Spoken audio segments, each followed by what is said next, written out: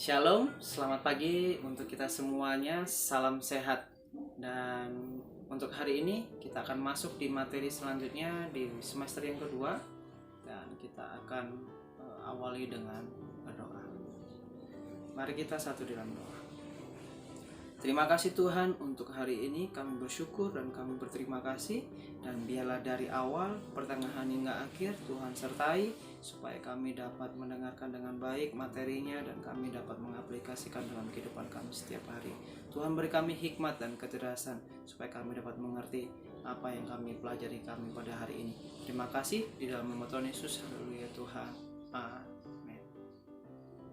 Hari ini kita belajar di bab keempat, keberagaman suku, agama, ras, dan antar golongan dalam bingkai Bhinneka Tunggal Ika. Nah, kemarin Mr. Hari sudah menjelaskan dari pendahuluan gimana kita diajarkan untuk ayo toleran terhadap sesama. Jadi di bab keempat ini apapun yang kita pelajari supaya kita itu benar-benar bisa bertoleransi terhadap keberagaman suku, agama, ras, dan antar golongan atau yang kita kenal dengan singkatannya adalah SARA.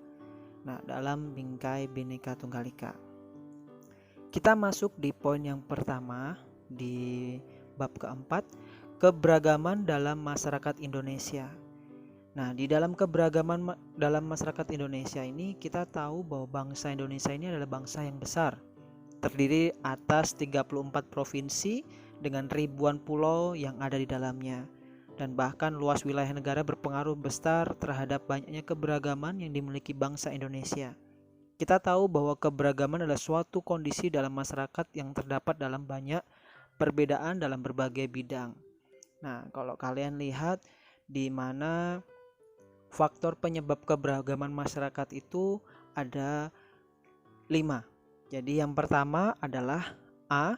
Letak strategis wilayah Indonesia. Jadi kedatangan bangsa asing, kalau kita tahu bahwa termasuk Belanda, Jepang, Inggris, Portugis, dan lain sebagainya, itu kedatangan bangsa asing yang berbeda ras, berbeda dalam setiap kehidupannya, kemudian menetap di Indonesia mengakibatkan kemajemukan ras, agama, dan bahasa. Itu yang perlu kita tahu bahwa letak strategis wilayah Indonesia itu kan ada 2. Di antaranya Samudra Pasifik dan Samudra Indonesia, di mana serta 2 benua Asia dan Australia yang mengakibatkan wilayah kita itu menjadi jalur perdagangan internasional. Itu sebabnya banyak negara, sebelumnya itu waktu di Indonesia ada banyak orang-orang yang berdagang. Nah, itu mempengaruhi sekali dalam faktor letak strategis wilayah Indonesia. Yang kedua, di mana di poin B, kondisi negara kepulauan. Nah, kita tahu bahwa negara Indonesia ini terdiri atas beribu-ribu pulau yang secara fisik terpisah-pisah. Jadi kita tahu bahwa hal ini mengakibatkan perbedaan suku, bangsa, bahasa, budaya, serta peranan laki-laki dan perempuan. Kalau kalian lihat, orang Bali akan berbeda sekali dengan orang Jawa. Orang Jawa berbeda dengan orang Bali, sebaliknya seperti itu. Atau mungkin dengan pulau yang lain di Sumatera, dengan di Kalimantan, di Sulawesi, dan di Papua. Ada banyak perbedaan, baik bahasanya, sukunya, bahkan budaya yang ada. Nah, kita tahu bahwa peranan laki-laki dan perempuan itu juga berbeda sekali. Jadi di mana kita tahu kalau di daerah seperti timur, mereka punya fam, mereka punya kepercayaan bahwa laki-laki derajatnya lebih tinggi dibandingkan perempuan. Nah, kita tahu di situ ada perbedaan dalam kondisi negara kepulauan. Bukan hanya itu saja, mungkin masalah bahasa. Kalau kita tahu bahasa yang ada di Indonesia itu cukup banyak sekali. Nah, kita lanjut di poin yang ke C. Poin C ini tentang faktor penyebab keberagaman, di mana faktor C adalah perbedaan kondisi alam. Nah, ini yang perlu kita tahu bahwa kondisi alam yang berbeda seperti daerah pantai, pegunungan, daerah subur, padang rumput, pegunungan, dataran rendah, rawa, dan laut mengakibatkan perbedaan masyarakat. Jadi kita perlu tahu di poin C ini bagaimana faktor penyebab keberagaman itu dipengaruhi oleh perbedaan kondisi alam. Kalau kalian perhatikan bagaimana ini masalah, ini contohnya ada nih masalah perbedaan rumah. Coba kalau kalian cermati bahwa rumah yang ada di Bali akan berbeda sekali dengan rumah yang di Sumatera, berbeda dengan rumah di Kalimantan dan lain sebagainya. Itu baru rumah. Yang kedua, mata pencaharian. Kalau di Jawa, di Bali masih mungkin padi ya, pencarian mata pencahariannya, maksudnya kehidupannya sehari-hari mungkin sebagai petani banyak. Nah, kalau kalian lihat di daerah yang lain mungkin peternak, nah, atau mungkin yang lain dan sebagainya. Itu kita tahu. Di daerah timur bahkan perikanan. Nah, itu makan pokok juga berbeda, pakaian pun juga berbeda. Nah, kalau kalian lihat cara berpakaian dari pulau ke pulau sangat berbeda sekali dengan kondisi alam yang ada. Nah, terus kesenian, bagaimana kesenian bahkan kepercayaan yang ada di beberapa pulau sangat berbeda sekali dari musiknya, dari yang lain dan sebagainya. Nah, kita masuk di poin ke D.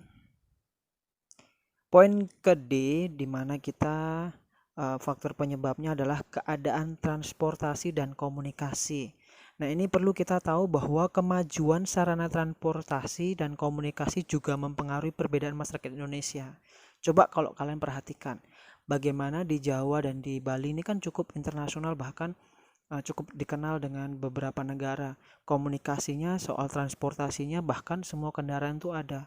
Coba bandingkan di daerah timur. Banyak sekali perbedaan yang ada. Nah, itu menunjukkan bagaimana faktor penyebab keberagaman. Di daerah Papua mereka nggak ada kereta api. Yang ada kereta api hanya di Jawa, di Sumatera. Nah, di Bali pun juga nggak ada kereta api. Atau mungkin soal transportasi yang lain. Nah, ini perlu kita perhatikan. Komunikasi, kalau kalian yang tahu di daerah timur bahkan komunikasinya sangat susah sinyal. Di daerah Kalimantan pedalaman mereka juga susah sinyal dan lain sebagainya. Nah, ini menunjukkan bagaimana menjadi faktor penyebab keberagaman masyarakat di Indonesia. Yang terakhir, yang kelima, penerimaan masyarakat terhadap perubahan. Nah, ini masalah di mana orang itu mau beradaptasi sesuatu yang baru, sikap masyarakat terhadap sesuatu yang baru, baik yang datang dari dalam maupun dari luar masyarakat, membawa pengaruh terhadap perbedaan masyarakat Indonesia. Kita masuk di yang kedua. Soal di poin yang pertama, bagaimana keberagaman dalam masyarakat Indonesia. Di poin yang kedua dari poin A, di mana keberagaman suku. Suku bangsa sering juga disebut etnis atau etnik, yang berarti sekelompok manusia yang memiliki kesatuan budaya dan terikat oleh kesadaran dan identitas tersebut. Ciri-ciri mendasar yang membedakan suku bangsa dengan yang lainnya antara lain bahasa daerahnya. Nah, kita tahu bahwa bahasa di Bali berbeda dengan bahasa di Jawa, berbeda dengan bahasa di daerah Batak Sumatera, atau berbeda dengan di daerah Nias di Kalimantan dan sebagainya. Masalah apa lagi? Adat istiadat. Nah, ini penting. Adatnya di Pulau Bali dengan pulau yang lain juga berbeda. Nah, yang selanjutnya, di mana ciri yang mendasar adalah sistem kekerabatannya, kekeluargaan ya, kebersamaan satu dengan beberapa pulau sangat berbeda sekali. Jadi kekeluargaan antara di Bali dengan, kalau di Bali kan ada itu sistem kayak kasta. Nah, itu kalian perhatikan. Di Jawa mungkin nggak ada, mungkin sistem kekeluargaan, atau yang cuma ada di daerah biru, di daerah ningrat. Nah, beda lagi. Di daerah Sumatera seperti Batak itu ada marga dan lain sebagainya. Itu bagian dari sistem kekerabatan. Nah, selanjutnya lagi kesenian daerah dan tempat asal. Jelas bahwa di dalam keberagaman suku itu ciri yang sangat mendasar adalah beberapa hal tadi, baik bahasa, baik dari adat istiadat, baik dari kesenian dan lain sebagainya. Kita masuk di poin yang ketiga dari poin A, keberagaman agama dan kepercayaan. Nah, kalau kita tahu bahwa di dalam keberagaman agama ini kita perhatikan sangat sekali bagaimana bangsa Indonesia ini mengenal beberapa agama yang ada di negara kita di Indonesia. Jadi ada 6 agama yang ada di Indonesia. Nah, kalau kita perhatikan bagaimana kekayaan alam yang dimiliki bangsa Indonesia ini sangat membuat para peminat, para pedagang negara lain, mereka berkunjung ke Indonesia. Awalnya mereka berdagang, awalnya mereka berjualan rempah-rempah karena Indonesia sangat terkenal sekali dengan rempah-rempah. Tetapi pada kenyataannya bahwa di Indonesia para pedagang asing itu, bangsa lain itu bukan hanya berdagang, tetapi mereka juga menyebarkan agamanya. Kalau kita perhatikan, ajaran agama Hindu dan Buddha itu dibawa oleh bangsa India. Nah, selanjutnya ajaran agama Islam itu dibawa oleh pedagang dari Gujarat. Nah, dan yang ketiga, agama Kristen dan Katolik itu dibawa oleh bangsa Eropa. Dan yang terakhir, dari pedagang Cina itu membawa ajaran agama Konghucu. Nah, beberapa tempat yang kita tahu bahwa Kristen Katolik itulah gereja, tempat ibadahnya, Islam itu di masjid, kalau Hindu ada di pura, kalau di Buddha wihara, dan Konghucu itu di kelenteng. Jadi kita tahu bagaimana agama masuk di Indonesia, keberagaman agama di berbagai pulau itu ada di Indonesia disebabkan karena adanya pedagang dari asing atau bangsa lain. Ketika mereka berdagang, bukan hanya berdagang, tetapi mereka juga menyebarkan agamanya. Jadi dari beberapa tempat. Nah, disitulah ada keberagaman dari berbagai tempat, dari berbagai pulau yang ada. Dan sampai sekarang ini kita mengakui di bangsa Indonesia ini ada 6 agama. Di luar itu sebenarnya bangsa Indonesia ini mempercayai suatu kepercayaan, yaitu animisme dan dinamisme, di mana mempercayai roh-roh atau roh nenek moyang dan lain sebagainya. Oke, kita masuk di poin yang keempat dari poin A, yaitu keberagaman ras, di mana pada dasarnya manusia diciptakan dalam kelompok ras yang berbeda-beda, yang merupakan hak mutlak Tuhan yang Maha Esa. Ras adalah golongan bangsa berdasarkan ciri-ciri fisik dan garis keturunan. Ini penting ya. Jadi ras adalah golongan bangsa berdasarkan ciri-ciri fisik dan garis keturunan. Nah, setiap manusia memiliki perbedaan ras dengan manusia lainnya karena adanya perbedaan ciri-ciri fisik seperti warna kulit, warna dan bentuk rambut, bentuk muka, ukuran badan, bentuk dan warna mata, dan ciri-ciri fisik yang lainnya. Kita di Indonesia ini adalah rasnya dalam bentuk warna rambut itu adalah hitam, tetapi ya namanya berkembangnya zaman, yang hitam jadi putih, jadi kuning, jadi biru dan sebagainya, itu karena mereka terpengaruh fashion modern dan sebagainya. Nah, ini bukan bagian dari rasnya orang Indonesia.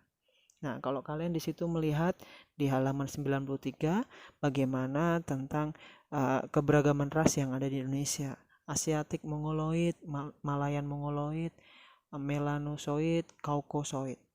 Nah, di situ kalian melihat bagaimana masalah keberagaman ras.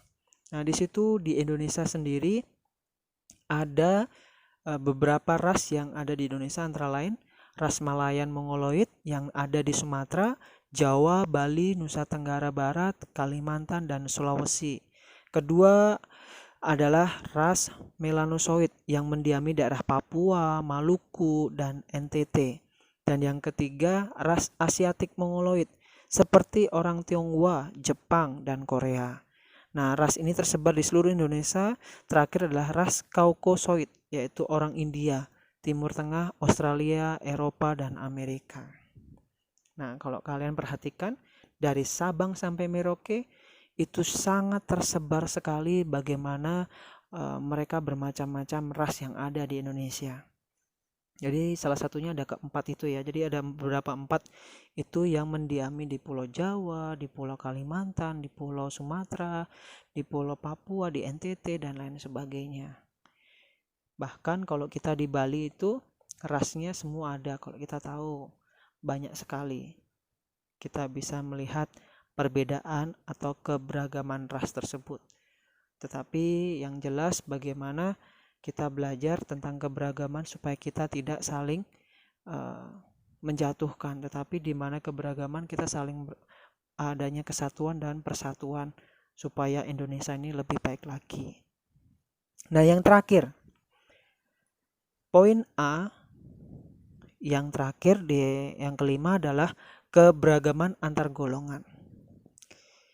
Keberagaman masyarakat di Indonesia dapat dilihat dari struktur masyarakatnya. Struktur masyarakat Indonesia ditandai dengan dua ciri atau dua titik pandang. Pertama, secara horizontal ditandai oleh kenyataan adanya kesatuan-kesatuan sosial berdasarkan perbedaan suku bangsa, agama, adat istiadat, dan kedaerahan. Itu secara horizontal. Yang kedua, secara vertikal ditandai dengan adanya lapisan atas dan lapisan bawah yang cukup tajam atau yang kita kenal dengan kelas sosial. Jadi ada kalangan miskin, kalangan menengah, kalangan mampu atau orang konglomerat dan sebagainya. Di sini kita tahu bagaimana ada 5, salah satunya tentang keberagaman yang kita bahas di poin ke A ini. Baik dari faktor penyebabnya, yang kedua dari keberagaman suku, yang ketiga dari keberagaman agama, yang keempat kita belajar dari keberagaman ras, dan yang kelima yang terakhir adalah keberagaman antar golongan. Nah, keempat ini kita sebut dengan singkatan SARA, suku, agama, ras, dan antar golongan. Biarlah itu kita tahu bagaimana tentang keberagaman, kita tidak boleh adanya saling berantem atau saling ribut. Bahkan justru kita harus membuktikan kita harus menjadi bangsa yang bersatu dalam perbedaan yang ada. Itu saja materi kita pada hari ini. Nah, kita tadi sudah menyelesaikan materi yang ada di hari ini, dan biarlah kita juga akan akhiri dengan berdoa. Mari kita ambil sikap untuk berdoa. Terima kasih Tuhan untuk hari ini. Apapun yang kami pelajari pada hari ini, Tuhan, beri kami hikmat dan lebih lagi supaya kami dapat mengerti dan kami dapat mengaplikasikan dalam kehidupan kami sehari-hari di tengah-tengah keluarga, di masyarakat, dan dimanapun kami berada. Tuhan berkati apapun yang kami pelajari, biarlah kami berguna untuk masa depan kami juga, Tuhan. Tuhan, sertai kami dan berkati kedua orang tua kami yang bekerja supaya mereka dapat bekerja dengan baik, dengan semangat dan penuh dengan tanggung jawab supaya kami dapat mencukupi setiap kebutuhan kami di sekolah kami. Terima kasih Tuhan, di dalam nama Tuhan Yesus kami berdoa dan mengucap syukur. Haleluya Tuhan. Amin. Oke, see you next time. Tetap semangat, tetap jaga kesehatan.